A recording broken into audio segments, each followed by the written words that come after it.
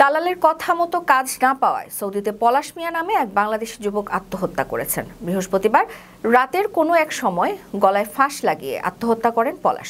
শুক্রবার রাতে পলাশের গ্রামের বাড়িতে এই খবর পৌঁছলে শোকের মাতম শুরু হয়। প্রবাসী পলাশ মিয়া নেত্রকোনার কেন্দুয়া উপজেলার নওপাড়া ইউনিয়নের মৃত তোতা মিয়ার ছেলে। জানা গেছে, প্রায় 9 মাস আগে 5.5 লাখ টাকা খরচ করে দরিদ্র ঘরের সন্তান পলাশ স্থানীয় এক দালালের মাধ্যমে সৌদি যান। দালালও ভালো চাকরি এবং বেশি টাকা বেতন দেওয়ার আশ্বাস দেয়, কিন্তু পলাশের ভাগ্যে ঘটেছে উল্টো ঘটনা। সৌদি গিয়ে দালালের কথা মতো কাজ মেলেনি, বেতনও পাচ্ছিল না ঠিকমতো।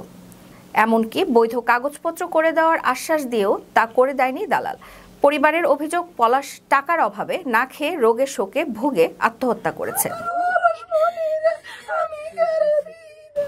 এ বিষয়ে অভিযুক্ত দালাল প্রণয় সাহা বলেন, পলাশকে বৈধ ভিসার মাধ্যমে সৌদি পাঠানো হয় এবং প্রথমে 3 মাসের আকামাও করে দেওয়া হয়েছিল। পরে কোম্পানির আইডি ব্লক হয়ে যাওয়ায় আকামা আর রিনিউ করা যায়নি।